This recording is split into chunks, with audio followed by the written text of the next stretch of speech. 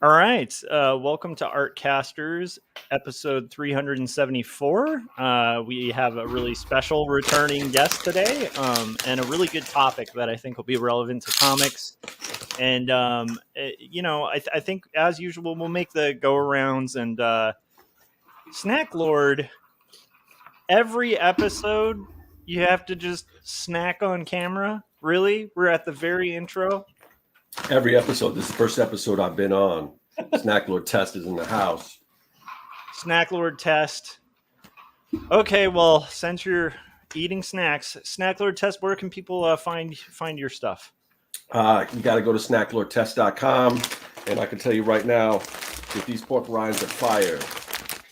So, fire pork rinds. If you guys want to check out my new YouTube channel where I'll be testing out all kinds of different snacks. Yeah, on the Snack Lord Test channel. So just stay tuned for that. I love it.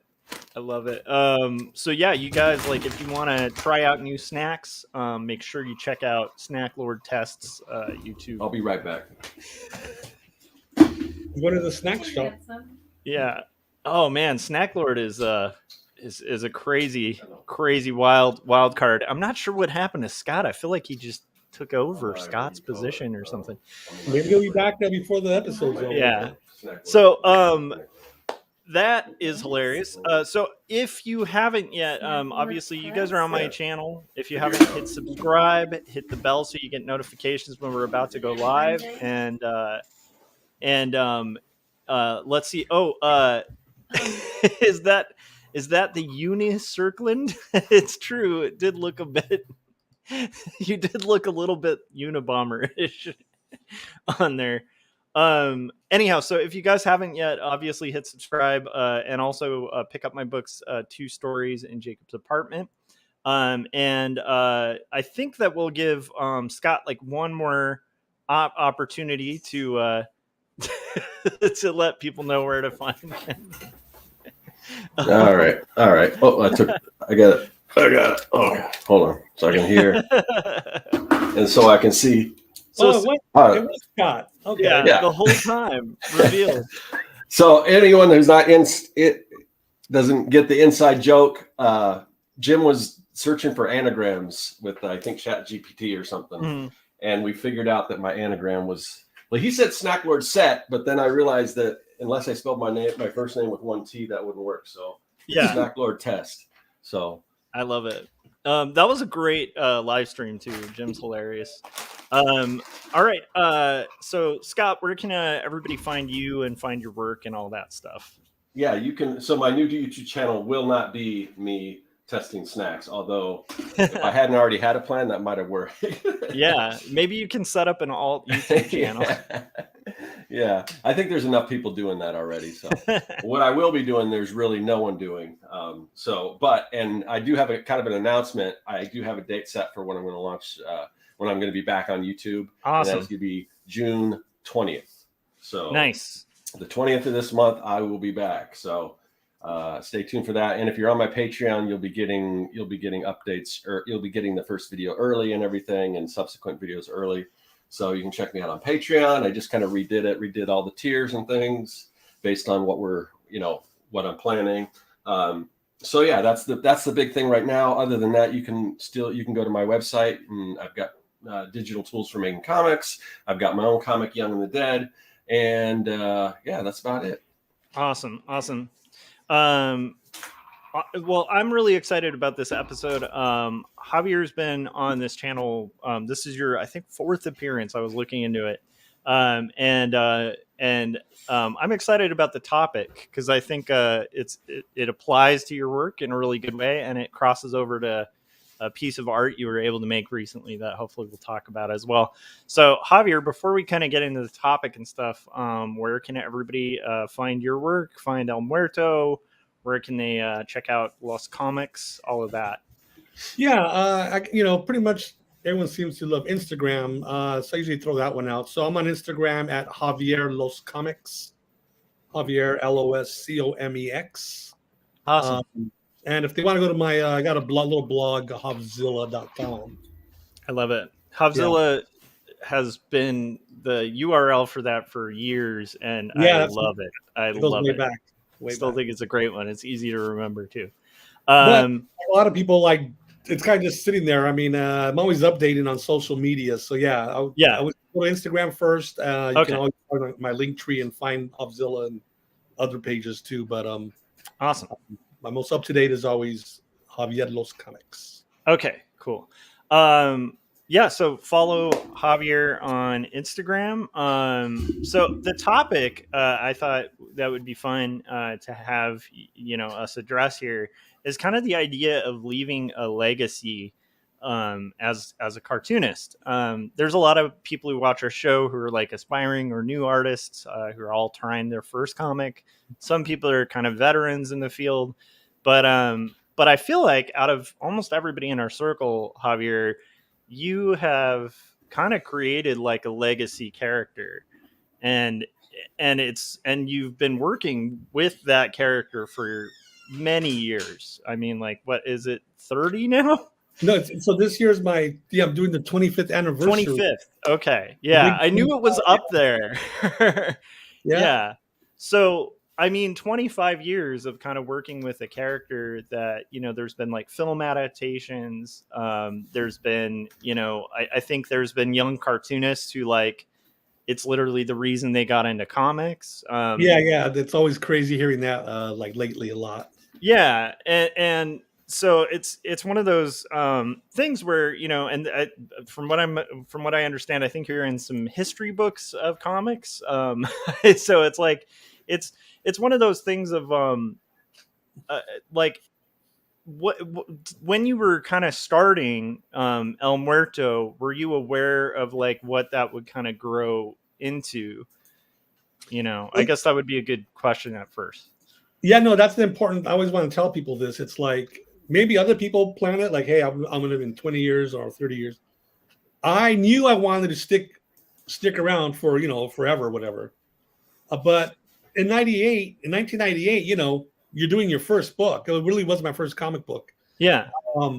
So it's like, okay, I'll do the first one and I'm going to do more. And, I hope I'll be around in 5, 10, 15. But I didn't know for a fact, maybe things would change in my life. Like a lot of people, they just get out of comics for whatever reason. It's not a competition like, oh, I'm still here and you're not. Different things happen to different people. But when you hit the 10 years, it's like, oh, 10, that's a nice number. 10 years, okay, I must really like this. Yeah. Then, you get to like 12 years, 17 years, and then you hit 20. So it's like, okay, I made a little 20th anniversary logo as well. And again, it's like, well, I'm going to shoot for, just go with increments. Let's see if I hit 25. And here we're at 25. So yeah, now I'm obviously like, okay, I was already kind of thinking of a 30th anniversary logo, but you know what?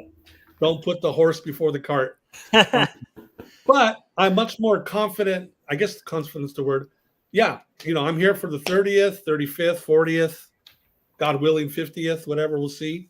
But I love doing comics. I've done other comics in between El Muerto. But yeah, that's like you said, my what they call a signature character, your legacy character, whatever. I mean, I just love the character. I love the potential stories that I have to still tell with this character. And, one of my things, big things I love looking at other cartoonists. I like when they put it together an omnibus of their work. Yeah.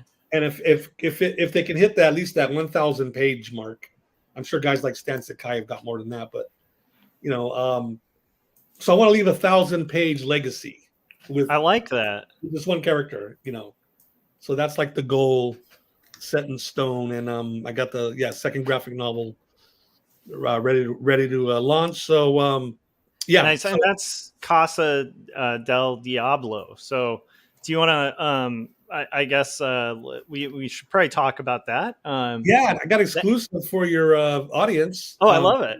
Yeah, really, literally about an hour or so ago, I got these two dropped on my doorstep. So these are my proof copies. Ooh, nice. Let's show this. Hold on. So yeah, I thought I'd make them like a nice little matching set. The hot and cold, the red and blue. So this is a new edition of Days of the Dead, the original Muerto story, the origin story. Branded with the logo. This is what does it say? Not for resale. That's just the proof tag. And then the new ones, Josh mentioned, Casa del Diablo, the second book in the storyline. Again, branded with the logo. So again, they make a nice set. Yeah. Book 1 and 2, and then kind of like matching backs. With the Sweet. plot synopsis and a little color, a black and white image. Oh, nice. Let's see how they look on the shelf. Put the spines out. Oh yeah, and it's all about the spine. Yeah. There's and of course they line up perfectly. El Muerto, Aztec Zombie, and then the title, and then the guy's name at the end here, Javier Hernandez. Nice. So, and then I got a third book. It's a new edition. This came out last year, but El Muerto Origins, again branded with the logo, the anniversary logo, and the back's a little different because there's different contents, So this El Muerto Origins, talking about legacy. I should have called it El Muerto Legacy, but I didn't know it was going to be on this show a year later. It reprints the first original comic books, actual floppy comics from 98 to 2008. Oh, nice. I've got at least 1 or 2 of those. Wow. Okay, there we go. You got some of the legacy. Oh yeah. I'm gonna have to reinvest and rebuy books I already own because I like these new covers. Yeah. Like I don't do this to double dip, but I figured there's always a new batch of readers. So hopefully the new reader would like to get all 3. And if the old timers want to get it, hey, I'm not gonna, I don't hate money. Well, I'm a sucker for good graphic design, so it is nice when you have like sets that really are consistent. It's exactly. Yeah, that's awesome. Thanks. That's exciting. Where can people pick those up out of curiosity? Well, like some of the Kickstarter backers will be getting theirs, what is it? No, we're in June now, so it's shipping in June. Otherwise, it'll be on my web shop. But these are also conveniently they're on Amazon as well. Oh, cool. They'll be on Amazon for anyone to just order. I can't compete with the Amazon shipping prices. So. Oh yeah, of course. So you can order from Amazon. Once the time's ready, follow my Instagram. Nice. If you order from my website, I obviously can sign the books. And you guys will appreciate this, designers yourselves. So, I got the title pages. Again, it's branded with the logo. Nice. And then, this one is matching, Casa del Diablo. So I could either sign it here in silver or white, or I always leave space on the title page where I do a little head sketch and a signature. So, nice. Yeah. I always thought about okay, it's got to be signed, so I want a space to sign it. That's really smart, honestly. It's funny. I haven't had to consider that too much except in the last few years, and there's one book in particular where I left no space, and every con I'm just like, why? That's awesome. You got a nice big white area here to draw. Very smart. Yeah, thank you. That's awesome. Cool. So as we go on, I know that Jim Lujan sent us some surprise questions from some fellow cartoonists that are friends of yours. Good. So I want us to address those for sure. They're not math questions. Good. What's up? They're not math questions if they come from fellow cartoonists. Yeah, all of these are actually quadratic equation related questions. So I don't even know what that means. I don't either. I'm a cartoonist too. I don't know. I just pulled that one out. Let's see. But we'll get to those. I also know that Thomas just said that's a nice set, good for new readers too. I totally agree. Paul Pate said Artcasters will be a legacy. Well, honestly, let's hope we can get anywhere close to where Hav has gotten in his career. Well, you got 300 plus episodes. That's insane. So that's a heck of a run. Yeah, we're getting there. We got Jim Lujan. Okay, so let's at least address his question before we kind of continue. So Jim was saying, my big question of the night, Hav, please tell us about the 10-year graphic novel plan. And he's telling Gary Hodges to listen up. Oh yes, Jim messaged me the other day. He said, yeah, Gary Hodges had this great interview talking about his 10-year plan. So 10-year plan, maybe Jim means 10-book plan, because because I'm doing, this is the second book, right? Casa del Diablo. So my plan, we're talking about plans, is a 10-book set, a 10-book storyline, 10 graphic novel storyline. So just do the basic math. That'll definitely get me to the 1,000+ pages. I love that. And so this is book 2 is done. I'm working on book 3. I'm working on thumbnails already. Yeah, I noticed like that was a little surprising to me. I was expecting like you might take a little bit of time off after kind of wrapping, and it's like you're just right back onto the next book, which is amazing. That's awesome. Yeah, because I need a thumbnail, and I don't write scripts. I literally just start drawing. I've already got the story. I wrote the story down in a book, like just not script wise, just like Diego goes here, this happens, and he meets this. So, and I just started thumbnailing. Just scribble it out. Nothing precious about the artwork at this stage.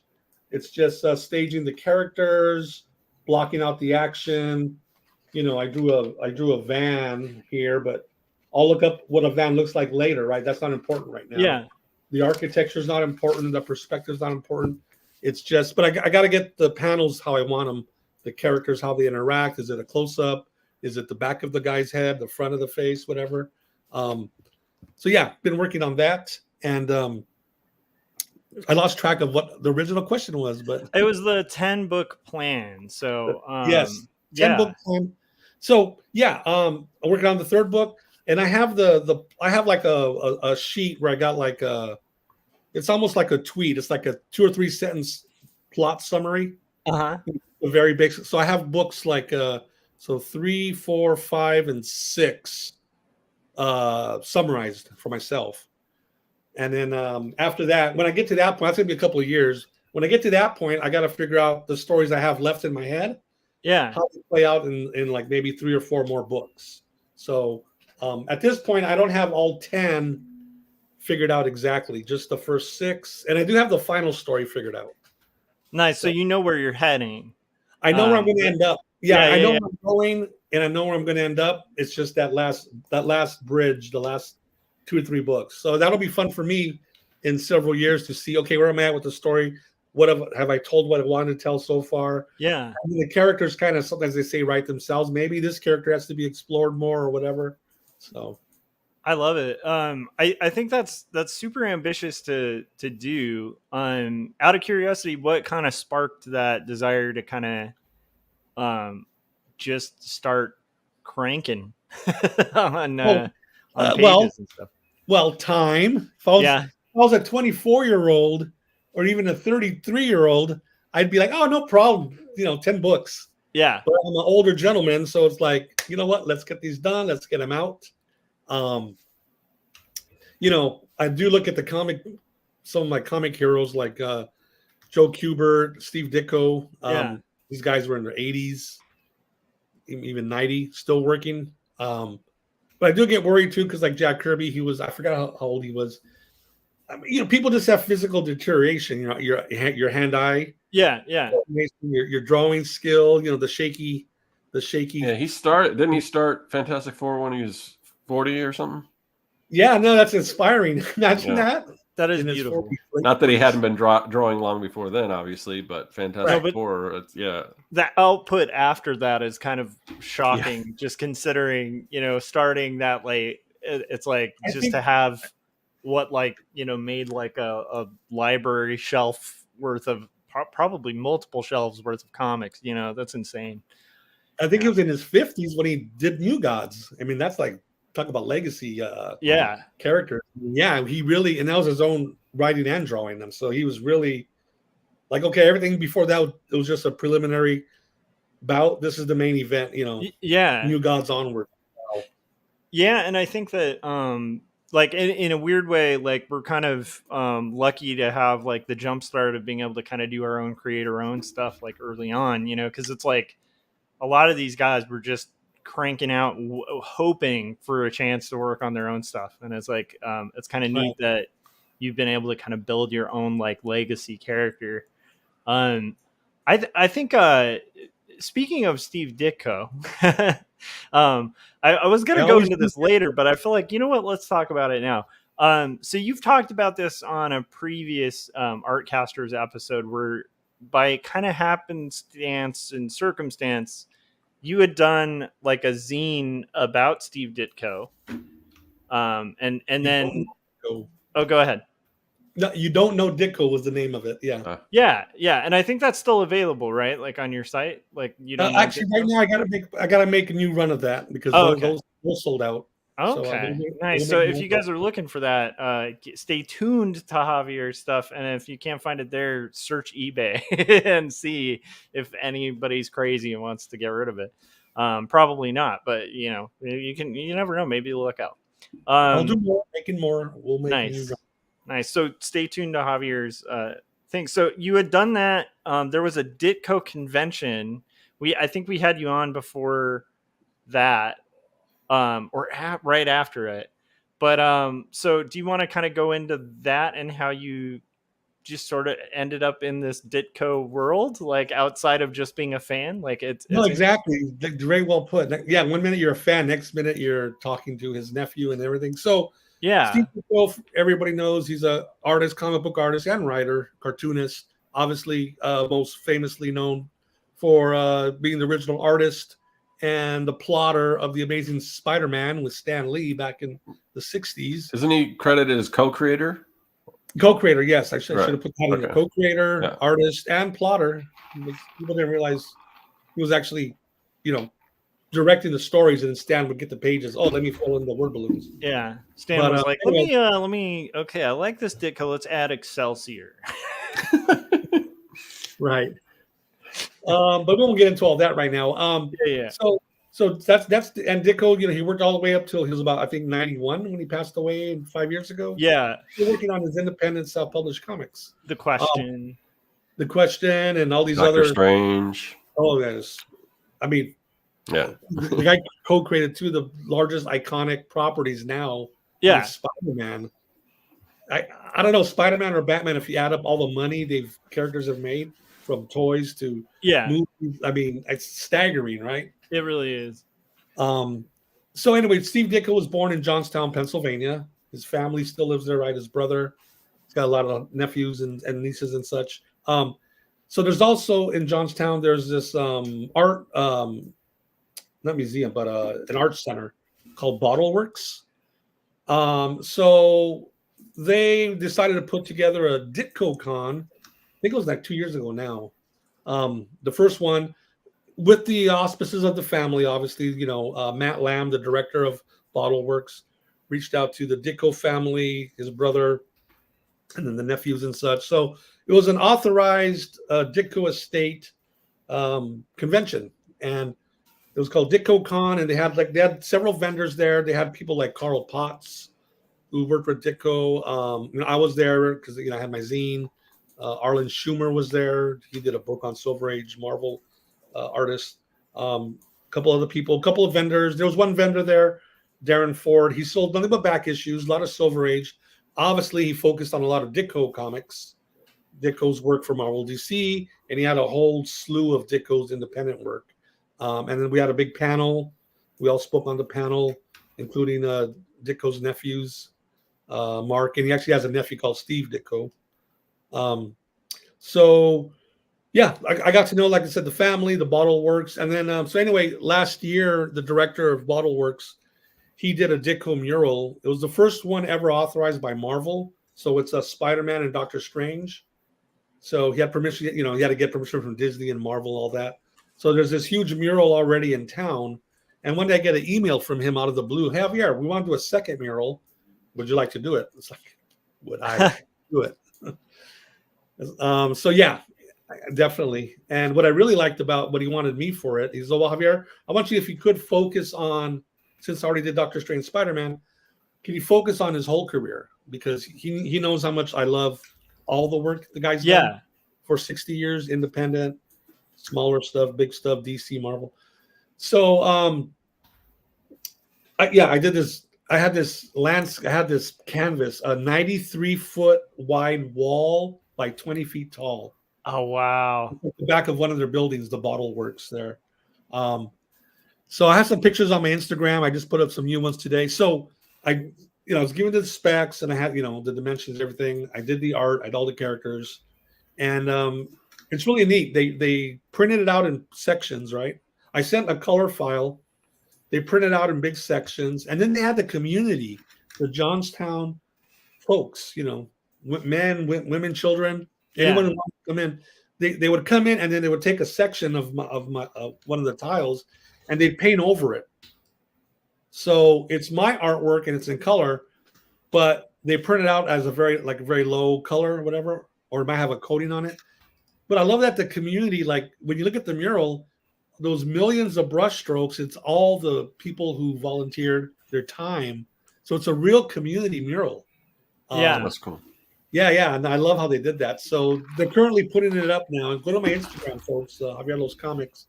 Today was the second day, and there's like a nice wide shot of the building, and you see these, great characters, and it's really amazing. I mean, I couldn't ask for a bigger honor to be able to pay tribute to Steve Ditko with this 93-foot wide love letter. I get to plaster on a big wall. Yeah, it's down. And I feel like you did him a lot of justice with the mural art that I saw. Like, it's pretty incredible, and what a cool like opportunity. It's just knowing you and knowing like you kind of wrote a book about Ditko. Like you're a huge Ditko fan. As I think most cartoonists are Ditko fans, but Hav, you go deep in the Ditko lore. No, since I was a kid. And so it's what a cool like honor to be able to kind of do that. Look, I say this, I don't say this flippantly. I mean, in our business, the comic biz, I guess the highest award we could get would be an Eisner, right? Fantastic. Yeah. And if my work ever merits even to be nominated, it'd be great. But if that never happened to me, and I just went through my whole life and I did all my MUERTO storylines and everything, having that mural being picked to do that and having it installed in there, that is a huge honor, for me. So really glad to have had a chance to do that. No, that's a huge deal. Jay Toon said Ditko is the GOAT. He also said Jay Toons also said Javier designed a fantastic second mural. Let's hear his description and explanations of his choices. So he wants to know your thinking process of like which characters you chose and kind of the thinking behind those. Yeah, well, like I said, because Matt, Jay Toons is, hey, nice to hear from you, man. He's a big Ditko fan himself. Awesome. So because there was already a Spider-Man, Doctor Strange mural, which is great. In a way, okay, let me check those off. I don't need to put those on my mural. Although I do have the Peter Parker Spider-Man split head. I love that. That's like one of the most iconic Ditko images you can do, With the little radiating spider sense. So I had to have that head on there. And then you start thinking of like, okay, since it's a giant building, I have to put his two monster characters, Konga and Gorgo, the giant Godzilla type dragon, and then the giant ape. They're smashing one of the buildings. There's a building, and and then I went through a lot of his DC stuff. The Creeper. I had to get Squirrel Girl from his. I forgot he created Squirrel Girl. Yeah. Yeah, those beautiful buck teeth and that crazy mascara he gave her. The questions in there. Of course, I had to do a very large representation of Mr. A. Yeah. Ditko's signature, create her own character, and then I found a lot. I used a lot of his black and white, self-published, independent characters from the last 25 years. I picked certain ones. Miss Eerie is one of my favorites. So you have this big, colorful mural. And Iron Man's on there because he didn't create Iron Man, but he did design the red and yellow armor. Yeah, because the first couple issues he had that big bulky armor. So and he streamlined it. The yellow and gold armor the one people recognize. Yeah, exactly. Although I do love that big clunky one, but he streamlined the armor. And a couple of years ago, so Robin Snyder, he's been Ditko's friend, editor, and co-publisher for I think the last 30 years. So he's been publishing all of Ditko's work for the last 30 years. Well, after Ditko passed, Snyder put out a new edition of the comics that they do, and there was a brand new story that we no one's ever seen. And wow! There was a new Ditko character in there that never got published, but it was a full like an 8-10 page story called The Bat. So it was like this guy with big giant bat wings and really cool looking. So I put him on the mural. I go, you know what? If I can have like Ditko's last character, also represented on there. I think that's a great tribute to the man. I mean, Yeah. mural and everything, but it's a tribute to his work, his vast work, and his great characters he's created. Yeah, and I love that you're, hitting some of the signature characters that are outside of just the main, the big guys, and also honoring his like self-published, like creator-owned stuff too. Where it's like that stuff was amazing and kind of like again, like kind of a stunning career. Ditko kind of drawing up to like the very last day. I mean, that's kind of the way it should go, like constantly creating, making. We all want to go that way, yeah. And I just think that's really cool that through the process of kind of making art about Ditko and stories about like writing about him, you now know a lot of the Ditko family, and you've been able to do this mural, based on your career in comics and also your love for, for Ditko. That's really cool. It's just a really neat thing. And That's I think it goes without saying too. I mean, all you guys know this is how you present yourself professionally too. Yes. They all got to see me in person. And then the director of the Bottle Works, I mean, it's like, okay, this guy, he could be fun, whatever, but he's professional, he's courteous. Oh yeah. Yeah, so there's that too, but you're right. I mean, being such an enthusiastic fan, and then just being fortunate enough to hit it off with the family members. Yeah, it was a great mix, Well, and also being a known creator in your own right, so it's like that's really cool. That is just a really inspiring story. Okay, I want to get into some questions. Yes. This is a weird one. I do want to say we've done Artcasters episodes with Javier before, so I'm trying to do some new territory. If you guys want to know more about El Muerto, I'm sure we'll talk a little bit about that toward the end, but I encourage you guys to dig back into those episodes and also to check out Javier's work and trust. I think Scott and pretty much anybody who follows the Artcasters has mostly picked up Javier's work. But if you haven't yet, really, like, you're in for a big treat. El Muerto, again, there's a movie. It's kind of a legacy character, and such a cool like representation. One of the first comics to have proper representation with a Hispanic character too. It's like, this is really iconic, like historical stuff that Javier's been doing. Yeah, and I've seen a lot of I don't know if yours was necessarily the first, but it's first that I know. But as far as like Day of the Dead characters, yeah, 100%. I think you and Rhodey were like the first people I saw really mining that stuff. Yeah, Rhodey Montijo was starting out when I started out. Rhodey, actually, Montijo, great. I hope he's on your show one day. Rhodey, I got him to do write an forward for the new edition of El Muerto Origins. I love that. Yeah. I mean, because he was there with me from day one. He was doing comics before I was, and he tells some great stories about the old days. I also have an introduction by my other great friend Rafael Navarro. Nice. A year before I did, he put his first issue of Sonambulo out. So yeah, it's nice to grow up with these guys. They've all gone, they both got on to great, fantastic careers themselves. Really quick, just let me tell the audience if they are brand new. So El Muerto, it's this young man. He's born on Day of the Dead. On his 21st birthday, he gets killed in a car accident, and he ends up getting resurrected by the Aztec god of death.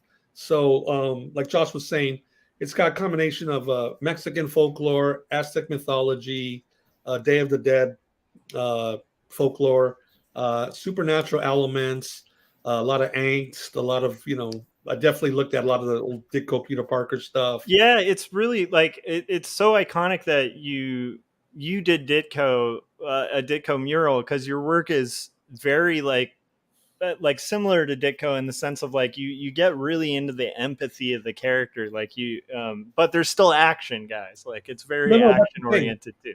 I love the action, but I love what I've always loved about great characters like whether comics or like Speed Racer or Spider-Man. Like, if you took away their superpowers or their racing cars, like Speed Racer's family would make it, it's just a great dynamic. It is, yeah.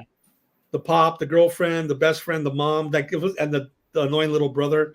if it was just about them, that would be exciting. Same with Peter Parker and Aunt May, Gwen Stacy. If it was just about them, you know, it would be exciting because they're so great. But I love throwing in. I love the costumes and the super villains and the fights and all that stuff. So I love it. It's what I want to do with my comic, you know. I love it.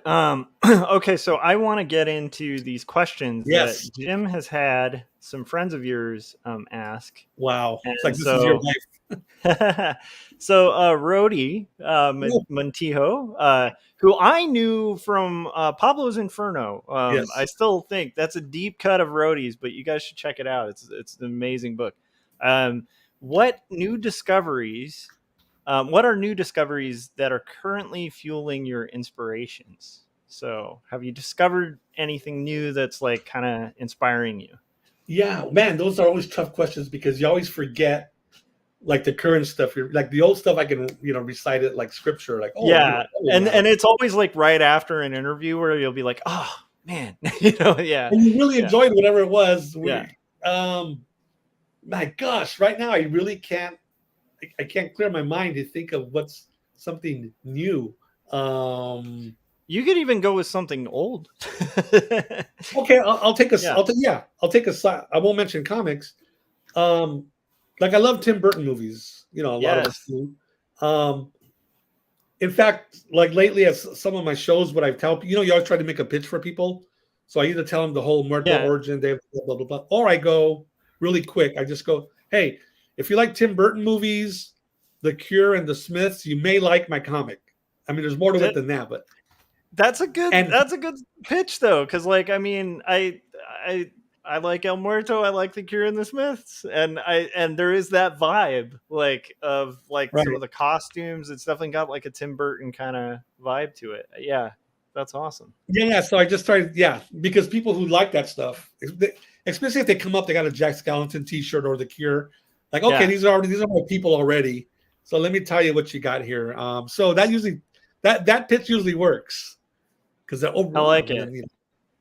So Rody, I'm sorry, I can't think. I really can't think of something like brand new, even though I've read new things recently. But no, totally fair. If anything comes up later, just bring it up then. Sure. Rafael Navarro of Sonambulo. The wrestler, really great. He said El Muerto seems like a personal story. Is it difficult or very easy to write personal stories, and why?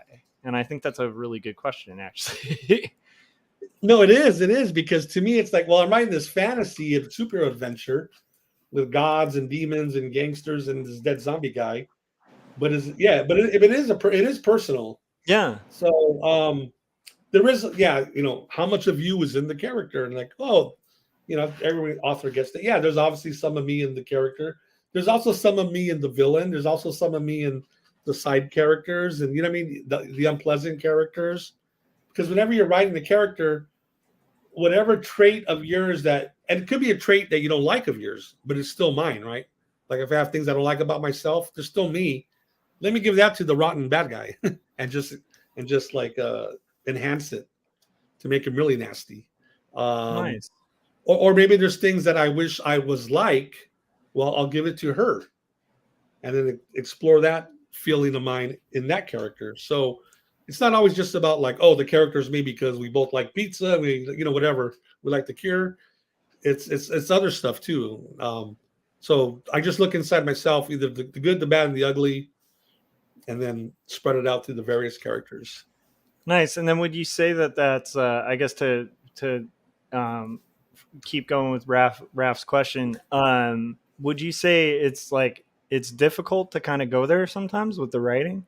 I write personal comics too, and sometimes it's tough. I think the hardest part personally for me would be like sometimes pitching it's a little awkward because it's like you really care about it. Like whereas if it was something I wasn't like super attached to, it might be easier to sell. I don't know if that makes sense. That would be one for me. But yeah, what about you? Well, your books, I mean, to me, they're the last one I read, it's very semi-autobiographical. Yeah. I mean, to me, it's like, hey, that's Josh, kind of Josh. for me, it's different. You're asking, is it difficult? No, because if they're really personal, secret things of mine, they're secrets. So if I put it in this character, you don't, you the reader, you don't know like what part of this character did I make up, and what Nice. part of it is a memory of Hav. You know what I mean? So it's That's actually good. it's almost liberating. Like, oh, I'm going to put all these things out there, and no one knows where they came from. That's awesome. Have you ever had a Curb Your Enthusiasm moment where somebody's like, "Man, that George character's so dumb," and you're like, "That's me." Like, What's wrong with that evil bad guy? He's not that bad. okay, we've got Javier Solazano, creator of Lozano. Super Luca Cats. Yeah, he does a great Super Lucha Cats kids comic, Nice. all ages, I should say. And forgive my bad pronunciation. Let's see. What is Diego de la Muerte's favorite order at Mario's Tacos? Mario's Tacos is a local Mexican place here that Rody, Ralph, Javier Solazano, all my other friends, we always go there. That's funny. What's his favorite order? It might be mine. The bean and cheese burrito. And listen up, the French fries. Yes, it's okay to mix Mexican and American on a plate. The French fries, they're crispy, a little greasy, so damn good. It goes good with the bean and cheese burrito. Oh my gosh! So I love that's that. Diego's favorite. Sounds delicious. Okay, we got Jeremy Burley. And Wow, yeah. Jimmy really went all out. Yeah. Do you have a theory of comic book page layout? That's actually a really good question. Yeah. Jeremy does a lot of great Instagram posts. I mean, he does. Well, he his does YouTube channel's awesome too. Oh, yeah, for it's process incredible. and everything. Right. He goes real deep into his process and everything. Yeah. So we've had him on the show a number of times and met good, and hung good. out in person and stuff too. So yeah. And he's been lately doing a lot of really interesting things where he'll take a character of like a viewer that they like send to him and like redesign it. And it's really cool. It's been really cool on his stream lately. Yeah. Yeah, no, so his question, yeah, it's totally him. I love that. That's really good. It's a good question right now because I'm literally, earlier today I was drawing pages, laying them out. Yeah. So he's asking what's my process? It's, I mean, that's just the basic answers, but I want to tell the story. I want to make it interesting. I want interesting shots and angles, but I don't want to make each panel explosive because by the third page I'm going to be tired and you're going to be tired. It's like, hey, okay, you hit, this is not Image in the 90s. I'm not going to hit you. I'm not going to punch you in the face every panel, wow, bam, bam, bam. There's a lot of talking in my comics, so I got to be clever. These two people are talking in a restaurant. How do you make it, I don't know, exciting, but how do you make it engaging? Yeah. You just have to figure out, okay, change the point of view, do a top angle, I don't know, do a silhouette of the two characters. I mean, Wally Wood, thank you. I always have in the back of my head those, 22 panels that always work? 22 panels that always work. I have that like printed up in multiple spots in my studio space because it's just like that is especially if you're a creator who has a lot of conversations. Like, yes, you understand that. It's like it's amazing because it'll remind you like, oh yeah, I can use that. That is the best go-to. Yeah, for sure. So I try to change the POV, like maybe put the camera up, looking down at them, sitting down, and then just, I do a lot of face shots, make profile. So yeah, Jeremy, I just try to keep it interesting, without, screaming like, oh, every page has to be bouncing off the walls. I mean, yeah. And then I do kind of like, hey, there's kind of 3 quiet pages, like, so I'm just talking or whatever. And then next thing you know, the demon or God shows up, they're like, whoa, and it's all crazy. And then again, I really start hitting the camera angles and silhouettes and things like that. Another guy, I probably look at 3 artists the most that really try to draw inspiration from visual and everything. Kirby, Ditko, and then Go Nagai, Japanese mangaka who does Devilman, Mazinger Z, does hundreds of characters. I love it. But his Devilman story from the early 70s, that's probably my second favorite comic book run. Again, that's like a 1,000-page epic that he's done. Next Yeah. to Spider-Man. So I always go back and look at that stuff. How did they do it? What did they do for a talking scene? And then you don't sit there and copy it, but it kind of slaps you up the head and kind of shakes you. Okay, you know what? Rethink that boring shot of the two people just sitting there, and then maybe do something a little different to it. Yeah. I love that. So yeah, thanks for the question. That's a good one. One quick, I want to probe on that one a little bit more too. So do you have like a grid, a standard grid layout that you kind of fall back to? Like a good example, like on the latest book I'm doing, it's like kind of based roughly on a 6-panel grid, and then it kind of breaks out of that 6 panels. I've done other books where it's like kind of sticking to like a 10-panel grid, or there's kind of a rough template that it's all kind of building from. Is there like a specific one for you? And I do want to also notice or highlight one of the things I love in El Muerto that sticks out to me too is your use of silhouette on panels is like exquisite, where it's like it, and you'll use them in like key points in the story where it'll be like these really beautiful silhouettes too. There's a lot of things that are really iconic about your work, but that's one of the ones that stood out to me, thinking of like even the Ditko influence there, where it's visible, in your work. So right. Well, and Gona Guy does a lot of silhouettes too. Yeah. I like when they're reversed out silhouettes too, when it's like a white shape. Yeah. Yeah. And thanks for all that. So sometimes there's an emotional cue you want to hit with the story. So sometimes a silhouette works. Yeah. But as far as a panel grid system, no. I mean, I don't have like I don't think you asked this way, but it's not like I have like, it's got to be 5-panel grid page, this page, next has got to be 6. I just get the blank sheet of paper. Yeah. And I know I have to do a sequence like, okay, Diego is walking down the street and he goes into a store. So I don't know. It's just this weird organic alchemy in my head. So then I come up with what I do a lot. I'm noticing in my work, like I like doing 2 panels, and then the center panel is one big long panel, this horizontally. Nice. And then is that two on the bottom? I noticed though in the new book, I go, I do a lot of these center horizontal, and it's just a nice way to break it up. It's like 1, 2, and then like, okay, now open up that scene. It's a wide shot of the inside of the store, and then boom back to like the close-ups of the characters. But yeah, I have no rhyme or reason or pre-planning. Like it doesn't matter what the art is, because I know it's hard to see, but the first here's like a real tall one. So then I got 2 panels next to it, and on the bottom I got 1 long one. So I don't know, it's like Tetris. It's just, do I need short panel? Do I need square panels? I want a rectangle panel. I want a horizontal panel.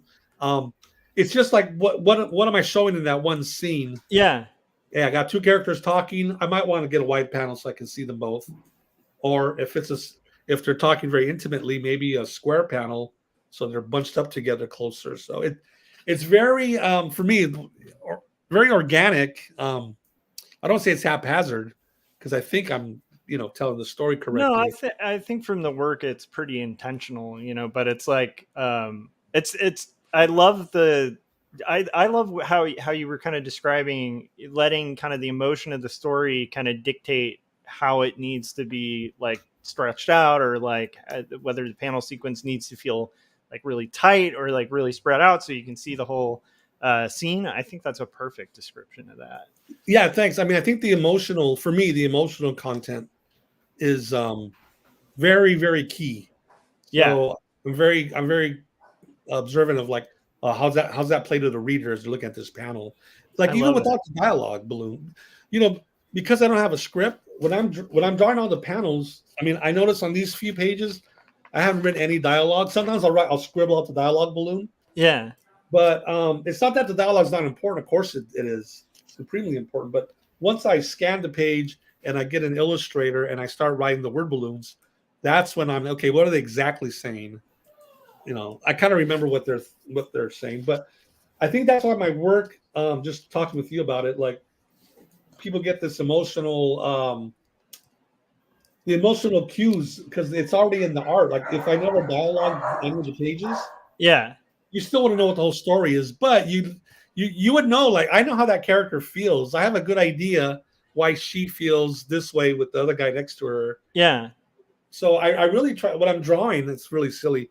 I'm trying to like sweat out the emotional content onto the page, like from inside. So the emotional cues are so important to me. Then when I'm talking to customers, I just use the shorthand like, hey, this comic is very emo. If you like emo, like I said, back to that whole Smiths, Yeah. The Cure, it's dripping in this book. And then, there's the cultural aspect, being Mexican. Like if you like the Mexican telenovelas where they're very melodramatic, again, even the old Stanley Ditko Spider-Man comics. Yeah. Yeah. I love that very heavy, very melodramatic, emotional connections that readers get from these characters. So yeah, that's very key for me. Yeah. To try to hit. That makes a lot of sense. And that's a really great answer. Okay, so we got Frank Salazar of Salazar Art Nation. So Frank said, "What is it that you do in one of your workshops, and how much of the comic making process do you share?" Yeah, so we didn't talk about that this time, maybe before, but yeah, so I teach comic book workshops all throughout Los Angeles. Right now, I'm working for an organization called Artworks LA. Been with them for several years, and they send the artists out to schools. That's awesome. What I like about me, what I like about my situation with these groups in LA, like they have tons of artists, right? They have like a couple of folks to do filmmaking. They have several painters, sculptors. All the disciplines are there. But I'm just like, I walk in, hey, I like to work for you guys. I teach comics. Oh, that's great. We have a lot of students that keep asking us for comics and anime, whatever. So I'm like the comic book guy every time I get hired at whatever group it seems like, which is great. So Frank, what I do is I always teach kids the basic comic book. We do like a one-page comic story, either the first day or for a few projects if they're younger, whatever. But we do a one-page story, cute little story. I make up some little simple characters. Taco Dave, he's a little taco. Moose Ghost, she's a ghost but with moose antlers. And then I have them come up with scenarios like the first panel. Okay, kids, what happens? Yeah, we got these characters we designed. Who cares? What happens? I need a scenario. Oh, they're at the beach. They're at Burger King, whatever, right? So then I pick one and I draw the panel. Okay, students, they're in Burger King. Who cares? What happens next? I love it. UFO crashes in the building, whatever. And so the kids are very engaged. In fact, I tell people when they hire me, I go, look, my comics are subjective. You can either like them or not like them. That's fine. But on my teaching, I'll stand on that put me in the class. I'll keep the students engaged because I figured out my lesson plan. Yeah. And I know what works. And I learned very early on because the first couple of classes were rough. The kids weren't interested. The kid, no offense. Kids don't want to hear about Will Eisner's The Spirit and those insert in the old days. Yeah. You can't get into okay, just wait till I show you some Winsor McKay stuff. It's like, no, kids don't. Yeah. Yeah, exactly. So teaching for me, I always tell the people who hire me, it's education. It's putting out the content, education wise for the student, but it's also performance art because I am in the front of the room and I'm trying to keep 10, 15, 30 kids interested. Yeah. So there's a performance art aspect to that. Little jokes, little zingers here and there, but always to engage them. So Frank, yeah, I try to keep the students engaged, not just kids, even high school kids. Try to keep everybody engaged. Like I'm always asking for feedback or ideas. Hey, what happens next? Yeah. Because it'd be boring if I just, am I going to go up there and draw a whole story? And they're just sitting there. So yeah, bring them into it. Let's get engaged. They get competitive, right? Because one will say, oh, it takes place on the moon. No, it takes place in the graveyard. It takes place and they'll mention weird places, funny places, in a sewer with toilets, whatever. So that's good. Then the kids get competitive with one another, and that just makes it more engaging. So Yeah, um, yeah, that kind of causes them to like vie for, yeah, yeah, exactly. yeah, Vying that's for the great. attention. Right. That's also like, I think like part of what probably makes you effective at it too is like, I mean, ever since I first met you, you've been one of the most passionate people just when it comes to comics in general. Like you have just a pure love for comics, and it's like that's always going to translate, with teaching. Where it's like I think all of us have bad memories of like a teacher who could care less who was there, but it's like when you have a teacher who's passionate about a subject, even if it's a subject you're like not interested in, suddenly it's kind of interesting because there's something contagious about that love for what you're teaching. And some of it's the performance too. Oh yeah. I'm glad you mentioned about we all had that a teacher who's very terrible. So when I was a kid, years and years ago, I was a kid, 8 or 9. I go, hey mom, I'm looking here at the local community center. There's a comic book shop. Saturday, 10 o'clock, 25. I want to go. I've never been to a comic shop. Okay. So she drops me off at the Pico Park, I think it was. Anyway, I go in there. All these kids were all sitting there at our tables, and so there was no internet back in that day, in the 70s. So I remember when I saw the listing, I saw the guy's name. He might have been Latino, but I was thinking like, well, I only know of George Perez back then. Yeah. Working in comic. And I go, this guy's name was whatever. So I'm looking through all my books. I go, I never heard this guy. Whatever his name was, Bob Perez, whatever. Looking through the DC, I look at the credit box. Okay, well, I never heard of him, but I'm sure there's other comics. So I went to the class, and we're all sitting there, and he basically stood up. He goes, okay, buddy. So the paper's out there, the pencils and everything. Just start drawing. You guys can start drawing now. Then he sat down, and I'm like, oh, I could have stayed home and drawn. You're not going to teach? He's not going to show us anything?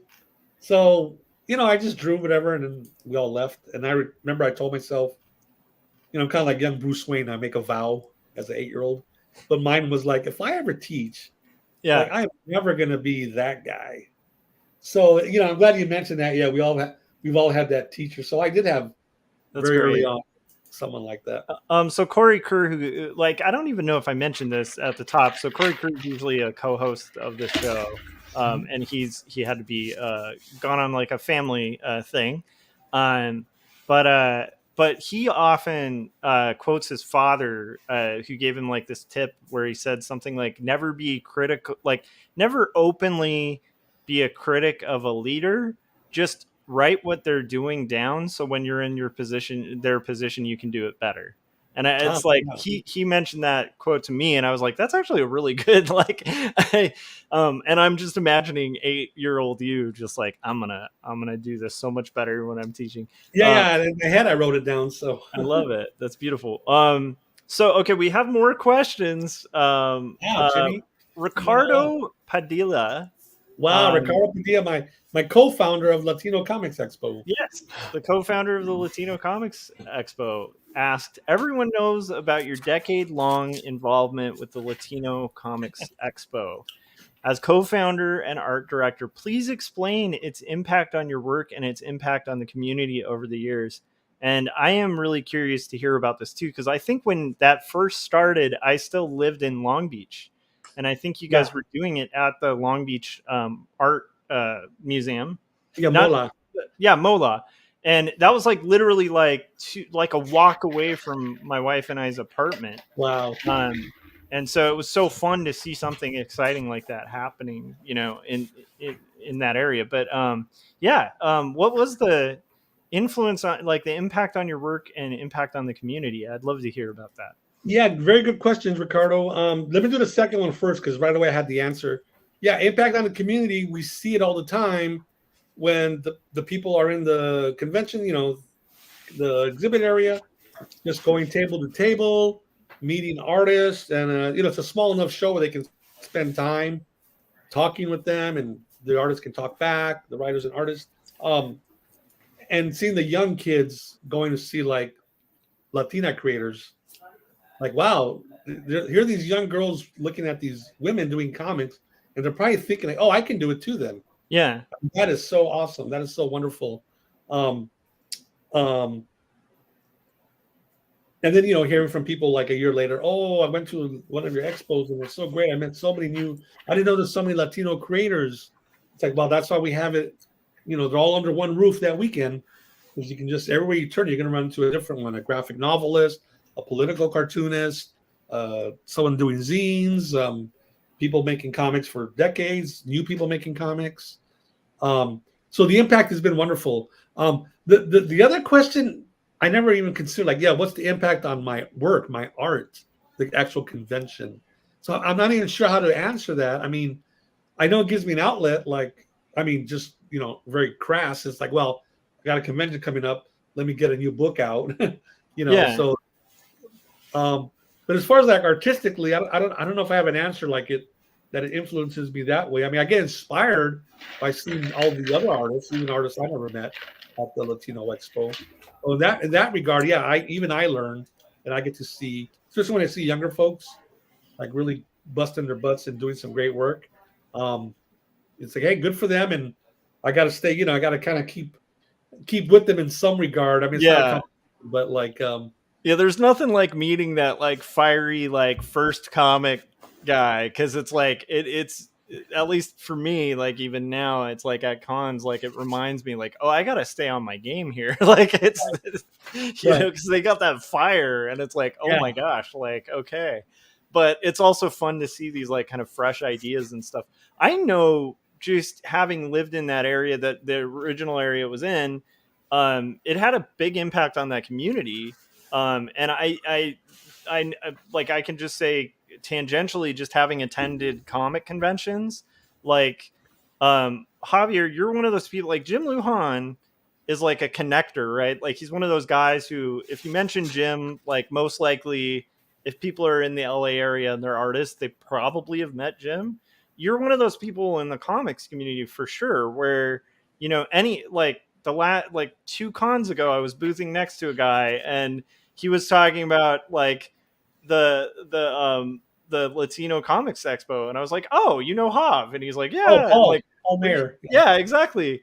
And so it's like those connections like happen almost everywhere, where people have been really touched and moved by this event that you kind of started. And I've even had like I had an employee once where like at my creative team, who was like all excited about going to that festival, that expo, and again, like he liked bringing his kids there, because he, again, like it provided a way to kind of show like, hey, here are artists of like our heritage, like that are doing this cool thing.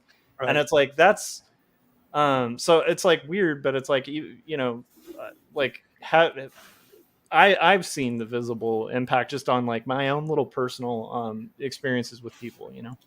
Well, I mean, you stick around, 25 years in we're talking about the Los Angeles area. Um, yeah, I do so many shows, I do so many, and then even through my teaching, Yeah. like a couple of years ago, we're having a teachers meeting at Artworks, and then 2 of the other teachers were telling me that they were at some other school, across town, and they go, yeah, we mentioned you, Javier, because we were talking about comics, and the kid was like, oh, I got his comics, I know. So that's always fun. I mean, I'm not being self defecating, whatever you call it. I wish I had I mean, I shouldn't say I wish, but I don't have a huge national profile. It's not like Jim Lee, everybody in the country knows him. I'm I'm like the old wrestling leagues. I'm very regional, right? I'm very LA, Southern California, even Yeah. Northern California. Um, I've done other shows across the state, and I guess you know when they write about me in these scholarly books, whatever, people hear about me or they're hearing about the Dickwood mural. So I've taken the slow route to. I'm not here for fame, but yeah, I've taken the slow route because I am indie. I'm independent, self-published. Like I said, I'm very regional. I do so many things in LA: library shows, little comic conventions, Oh big yeah. comic conventions. But it's not like I crisscross the country like a lot of artists. They go to. I always wanted to put Heroes World on my circuit, um, but I haven't been there. But so I don't lament like that I'm not nationally known. I mean, but it's like, yeah, I love it here in LA. Like I said, running into people or hearing people they heard about me or they got my books at this store or whatever. You know, I'm just glad to be around and doing what I do. Yeah. Well, so anyhow, the I agree with that. You're very known in LA. But honestly, it's one of those amazing things where like El Muerto has a life of his own too as a character, and so it's kind of neat that you're like that you've created such an iconic character, and You know what? and also that you're impacting so many people, like with your teaching and with co-founding a great convention. Yeah, it's really cool. And then we mentioned I think we mentioned the El Muerto movie, but yeah, the movie was made in 2007. So that's the one that's I can go to a show in Texas or Ohio and they'll heard of the comic maybe, but then like, oh wait, this is based on a film, right? This is a movie based on this comic. Yeah. Well, yeah. So they had seen the movie years ago before they even heard of me or ever saw my comic. So that's that's a whole other topic, like the power of a film and the film adaptation of mine. It wasn't Titanic. It wasn't $1 billion. It was a very small independent film. Just got shown at film festivals and such, and then it got DVD release, and then it hit the cable circuit. So, but even a small film like ours, it gets out there all over the country. Yeah. I mean, that's really the amazing power of media and movies and such. Yeah, I've been I forget who I was talking to recently where I was saying the weird thing about comics is like the biggest guys in comics, like the absolute biggest hits in comics, even that kind of wealth is like if you put it next to any other success in any other art field, it's like nothing. Like because comics are like we're like big in comics is like Right. possibly maybe there's like 2 or 3 guys who could walk down the street and people would be like, I know that guy. But like most of the time you could be like a rock star cartoonist and no one's gonna bat an eye. But with movies, you're right, like movies, like a smaller movie, like because the average person, right, I'm not going to go up to the average person and be like, dude, Stray Bullets is and I mean Right. that's like an Eisner winning, like Right. iconic self-published no one work. knows it. Right. Yeah, but and like among cartoonists it's like, oh yeah, Lapham, like Stray Bullets. But it's like, but with movies, yeah, you're right, like just an indie movie can get so much traction just because of that. Yeah, that market is just so rife. Like I hope we can grow the comics market to be there. I think things like Dogman and stuff like that are going to bring that. Yeah. But movies, in this country and probably most countries, yeah, that's like the pop culture currency that everybody, everybody watches movies, TVs, whatever. So TV shows, movies, yeah. That's awesome. Okay, that's a perfect transition to Ken Mora's question, friend of the show. Ken Mora says, Javier, are you in touch with director Brian Cox? And would you consider sending the latest El Muerto graphic novel to other studio sources for interpretation? Wow. Yeah, good segue. Yeah, Brian Cox, the director of the El Muerto film. Wonderful guy. I have the ultimate respect for him. I really felt like a collaborator on the film with him. I mean, I didn't direct it, I didn't write it, but he was always asking my opinion and he wanted to hear what I have to say, and very comfortable. I was comfortable telling him anything about the film and vice versa and such. I haven't talked to him for a while. I mean, I think he came to us. We did El Muerto screening some years ago as a benefit for Latino Comics Expo, obviously pre-COVID. So he came out for that out in Santa Ana. So yeah, I haven't seen him recently, but the other part of the question, yeah, Ken's asking would I get share these out with students? No, I'm always open. I tell everybody I'm always open to who would it be? You know, a studio inquiring, right? Inquire. Let's hear what you got. Let's see what you're offering. And if it's a no from me, it's a no. I don't like your terms. I don't like your deal. I don't like your money. It's not good enough. Whatever. It's not for me. So I'm always open to it. Yeah. Me though, I don't pitch. Maybe that's a downfall. Maybe some people say it is, but well, I got a movie made out of it the first time without doing anything. So I just keep doing interviews because that's where things get heard. Yeah. I did an interview with NPR from the floor of San Diego Comic Con in 2001. When they aired it, Brian Cox, he heard it, and he eventually got a hold of me and this, da da da da da.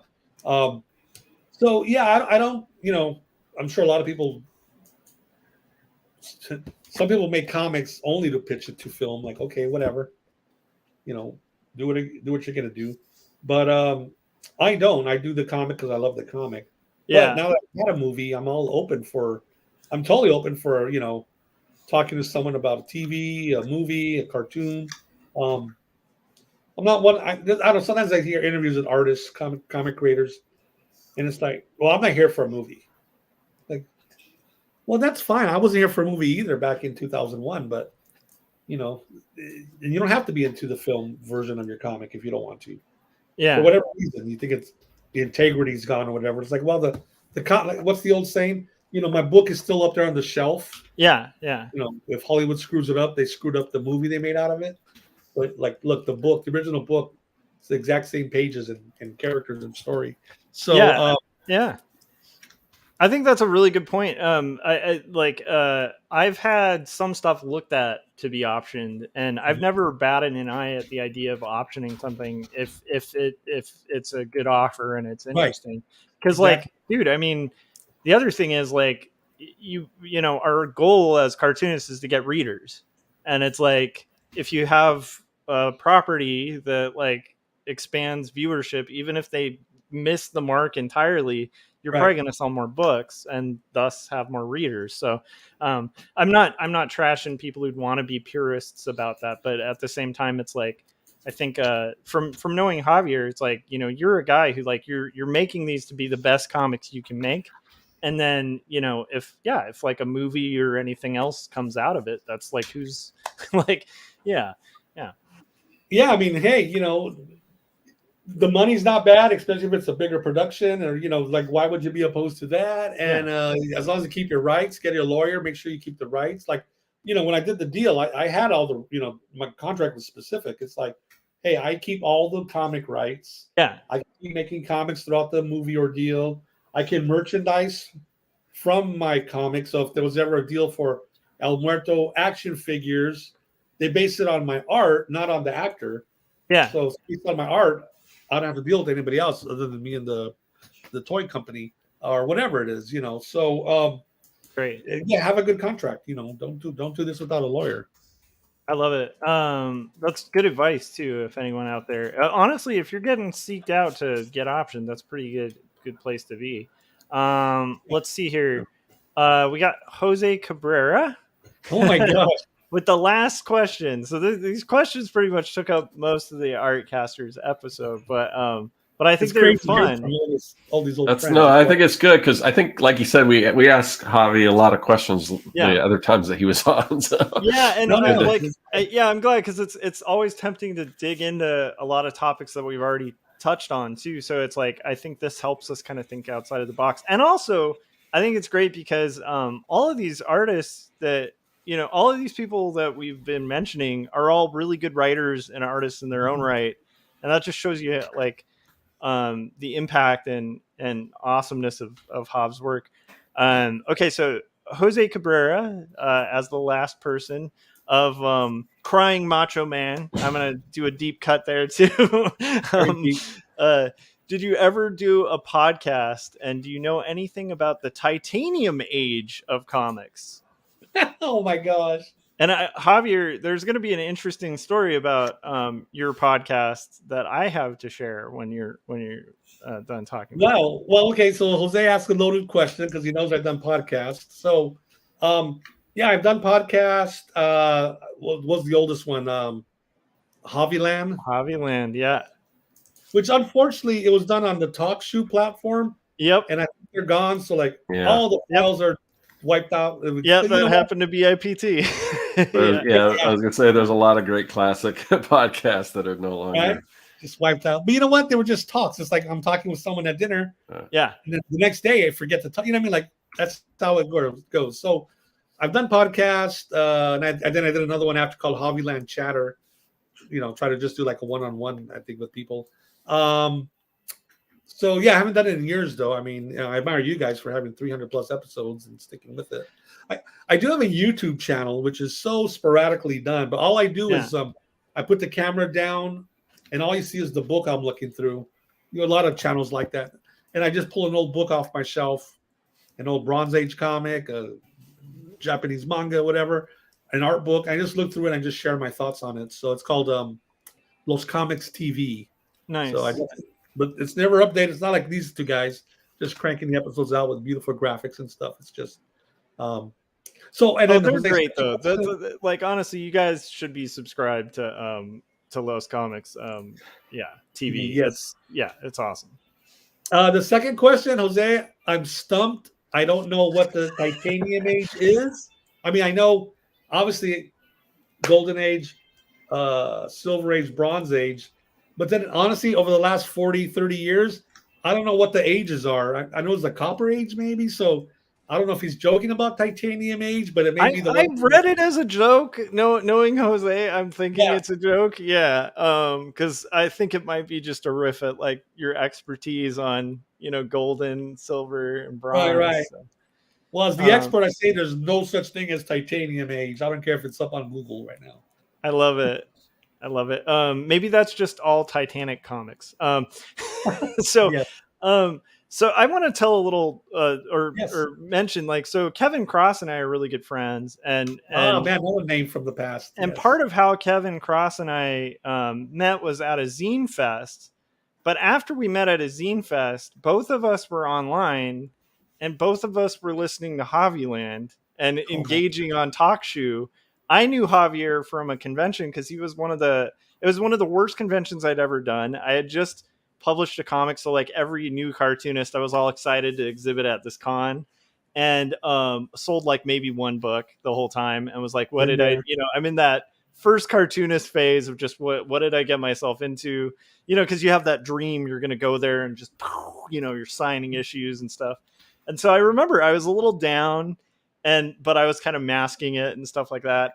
And then Javier Hernandez comes by my booth and buys a copy of my comic and talks to me about it. And I think 5 minutes later, I don't know, it was like maybe an hour later after you got it, you came back by and we're like, dude, I read through it. It's really cool. It was the most supportive thing from already a veteran in the field, kind of giving you supporting indie comics and reaching out. And we got in this long conversation, and it was, I remember you even told me, you were like, Wizard World is probably like not the best one for you. Right. Like you want to do these other ones. And I was like, I was totally green and new to the whole thing. And I think that's a testament to how cool like Hav is. Like he does that for cartoonists all the time. Like you're supporting, you know, the thing that's great about, you know, you is not only are you making indie comics, but you've been an active supporter of indie comics for years as well. So I think that's part of why you're big in LA, you know? Thanks. Yeah. Was that Numb? Yeah. I know that. Well, what I liked about it, because like, you know, I don't do autobiographical comics really, and it's like, man, this guy really, like you were saying earlier, like, man, this guy really put himself out there. Yeah. So that you know, I admire that as someone who's mostly doing, you know, fictional superhero sagas. I do occasional autobio, but yeah, I really appreciated yours. So yeah, that's a cool story. I love that story. But you're also part of why Kevin and I started doing a podcast, because we would do Javiland episodes, because I knew you. I think Kevin knew you somehow. I think through Javiland, and then like we were both like interacting with each other. But it was like this community kind of built around Javiland, because it was just a fun thing to do. Like it was fun to go on there and like chat and interact with other cartoonists. And remember my friend Ted Secco? Yes, I remember Ted. He's still around, but yeah, he goes, let me come on and do color commentary. I'm like, okay, like wrestling, I guess. Oh, he was, yeah, he had his own show too. What was his show called? The Idiot Engine. Yeah, the Idiot Engine was great. Yeah, so we had this whole like crew of cartoonists that were all kind of starting this podcasting thing. I was and a lot of that was a hub like from Javiland, you know. Well, thanks, but I got to mention Jersey and Mark. Oh yeah, Jersey Droves and Mark. Yep, Mark Rudolph. Mark Rudolph. Yeah, I mean, you're bringing up the old early podcast days for all of us. Yeah, those were very special days. They were really fun. Yeah, and it's neat, but honestly, like even there, you were kind of like a hub, like where we kind of a lot of us grew out of it. I think Hobbyland was happening before Art and Story, potentially, possibly. I don't know, maybe not. Yeah, no, I don't remember, but I mean, I know they were like a big thing to listen to. All the hell time. yeah. And Mark and Jersey, awesome creators and stuff like that. Well, that's so long ago when you think about it. It's like so long ago, but it doesn't seem that long ago. I know, it's crazy. Time just goes too quick. Or maybe it's just that comics just eat all our time. Right. So Javier, I have one last question, I guess, and then we can kind of probably we want to mention, Casa del Diablo and the new editions coming out soon. But before we get into that, do you feel like I've been following you online forever? Like we've been, we've known each other for a while. I have noticed in the last like 5 years or so, your productivity is just shot through like the roof. like you are always making, like, and I mean, you've always been consistently making, but it's like this fuel injection happened where so I kind of wonder, so is part of that because you want to get those 10 books? Like I'm just kind of curious what has like sparked your energy and passion and enthusiasm, because it's palpable.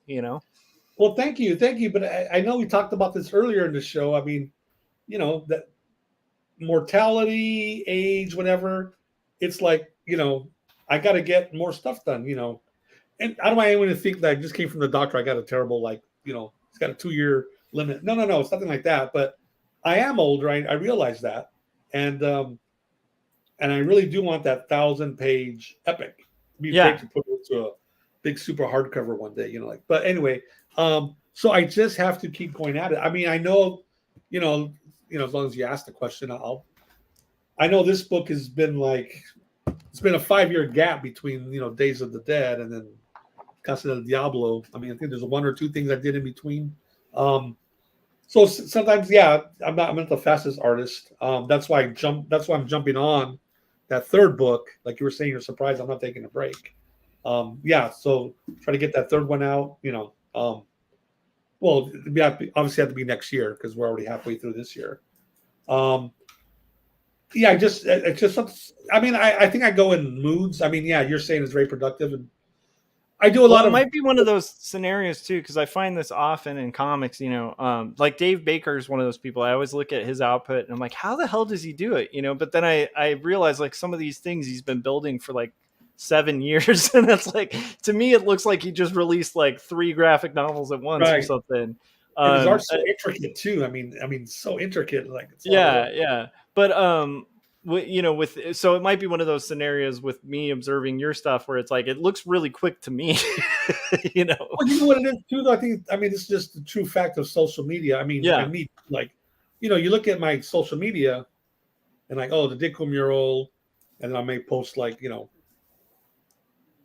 don't know, some book I just read or something, and then I post a page of El Muerto. So I mean, I think in your mind, just like me and everybody else, you condense like, oh, the El Muerto book just came out. Here's the other one, but there's a whole bunch of other stuff I post. Oh, here's a shot of my food. Yeah, I think it's just like, because you're looking at hundreds of profiles every day, I'm sure. Yeah.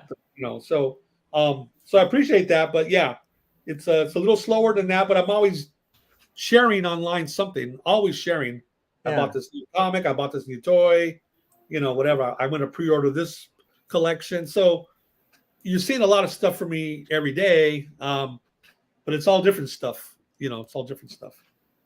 Well, I love it. I love seeing, you guys should be following Javier. It should be inspiring too, because as he's making these books, he's often posting updates and showing like the inking process and all sorts of stuff. So you get to kind of see it come to being, which is fun to see.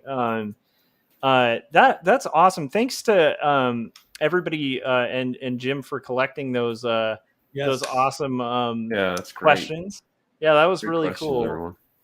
Jimmy, that was a very beautiful thing you did. I mean, yeah, that took time to get those 6, 7, 8 people. I appreciate they did that. It's very sweet. And thanks to all the folks who sent in their great questions. You know, I still owe Rody an answer, like what new thing am I? So Rody, let's go to Mario's Tacos. I'll bring you like the latest stack of the new stuff I've looked at. Bean burrito and French fries. I love it. Oh, Scott, he's way out there. Right? We'll have to send him one or something. I love it. I'm always happy to have you on. Thanks for coming back on. It's good to come with you guys. You guys are great. All the work you guys do, and yeah, I always feel so welcome here, talking to you guys and catching up. And awesome. Thank you. Cool. So why don't we close it out by just mentioning again, like, you know, Casa del Diablo just got there from the printer, so this thing's gonna be available soon. Where should people be looking to purchase those one last time? Just yeah. They just please follow me, folks, on Instagram, Javier Los Comics, because that I'm always updating. I'll let you guys know when I order the books, when they're in the shop. This was a Kickstarter project, so Kickstarter folks will be getting theirs once I get the full batch in. They'll finally be shipping out, so they'll be getting theirs. I think I have a convention. I got something coming up next Saturday, but obviously I won't have the books by then. I'll have the original versions of some of these. But definitely in July, I know I got a show I haven't announced yet, local show in July. So if people who didn't get it on Kickstarter or don't want to order it online, if they live in the LA area, look for my announcement of what show I'll be at in July. And of course, I'll be rolling out more appearances, signings, book signings, comic shop signings for the rest of the year, because it's got to kick in this whole 25th anniversary / Casa del Diablo brand new book, kick it in high gear. So, but follow me on Instagram, Javier Los Comics. Awesome. I love it. Also, I will say, if you guys are in the LA area, make sure you're following Javier, because he is like one of the hardest working guys when it comes to conventioning and promoting his work that I know in comics. And so you know, like, if you're a fan, he's at a lot of events, so you can get a signed book or just, you know, meet Javier and, like, you know, get some of his work in person too. That's always a really good thing. So make sure you're following that. And sometimes he does go to cons out of state, so you never know. Like, you gotta be following. You know what? One thing I love doing shows is because comics, I mean, look at, Scott knows right now, like, we sit there and we draw for weeks and months, and then we go outside to, you know, pick up the mail or go buy a coffee, whatever. But it's a very solitary, especially us, because we're we write and draw our own work. It's just us sitting there working, which is fine. That's what we want to do. So once the books finally come back, you open that box of freshly printed, I like to get out, because to me, that's part of the process. For me, it is. Not everybody likes going out. I mean, Steve Ditko, my hero, my idol, he definitely did not care about going out and meeting people at shows and selling books at his shows. But I love going out, selling. I love to meet the people, you know, sign the books, if you want to photograph, whatever. I get to see other artists. So yeah, getting out and about at the shows is such a huge part of my whole process, where it starts from thinking, the rough layout, the comic, the scanning, the lettering, paying for the printing, and then selling the books is the last step. You know, I love it. I'm always selling them. Cool. All right. Well, let's. Is there anything? I guess I'll ask the question Scott always asks. Is there anything we didn't get to that you wish we had asked, or are you cool with what we got so far? No, we hit my usual, you know, comics, teaching, and the film, and awesome. No, and thanks for letting me talk about these new books. Really excited about them. Me too. You know, I'm excited to get mine. I know. Yes. Nice matching set of 25th anniversary books. That is such a beautiful set too. That's exciting. That's cool. That's also cool for design nerds, you guys. They're aesthetically, they all fit as a unit. That's really cool. And we have to design our own work as self-published guys. We have to draw, we have to edit, we have to write, and then we have to package them up ourselves. Mm-hmm. So let's give ourselves a pat on the back for, you know, our design skills and our, you know, bookmaking abilities. Hell yeah! And if you guys are fans of indie comics, support that stuff because that comes with a lot of cost, blood, sweat, and tears. So support Going that. to- All right. Cool. So to wrap up, Javier, one last time, where can people follow you? Obviously, Instagram. Yeah, Javier Los Comics on Instagram. Like, go there, and you can always look up my link tree in my profile for like my blog and Awesome. the YouTube channel and all that. So thanks. Cool. And then I guess I'll go next. So if you guys haven't yet, after you get El Muerto, because that's a classic. Okay, at this point, that's a comic that needs to be on your shelf. Like if you don't have that, you're missing a part of the history of indie comics. And then after you've done that, if you have some extra cash, check out Jacob's Apartment, my latest graphic novel. Slice of life about two roommates. It's very emo. Dreams and reality interweave in what's like Eternal Sunshine for the Spotless Mind meets Ghost World. If you put those in a blender, you like that flavor, you would like Jacob's Apartment. And then Two Stories, which is my autobiographical comic trying to destigmatize hard conversations about mental illness and depression. So those two books are available on bookstores online. And you can ask your local libraries. Honestly, you should do this for El Muerto too. Ask your local library if they don't have it to carry El Muerto, because librarians are like the secret backbone to indie comics. So yes, they are. They are. Yeah. And then Scott, where can people find your work? Where should they be following you, especially because you got to, it sounds like you said the 20th. Like, what's happening on the 20th? Yeah. So on the 20th, I'll be dropping basically relaunching my YouTube channel. All new content, all new, all different. I've been working on it for a long time, basically since I kind of stepped away from YouTube. So I'm really happy with it. I'm really excited to get back, and I think everyone's hopefully I'll knock everyone's socks off because the new stuff. It's going to be cool and way more highly edited, way more story driven, and just I think it's going to be fun. So just stay tuned to my YouTube channel. I also have a Patreon, which they'll be getting a lot more stuff as I launch this channel. Awesome. And including at the lowest tier, you get the videos like a week in advance. So definitely check that out if you want to see that video before anyone else, other than just a few people, like 4 people, Josh being one of them. So yeah, check. Stay tuned to my YouTube channel. Other than that, I have a website, circworks.com, where I sell digital tools to help you make comics. I also have my own comic, Young and the Dead, Kids vs. Zombie Adventure Story.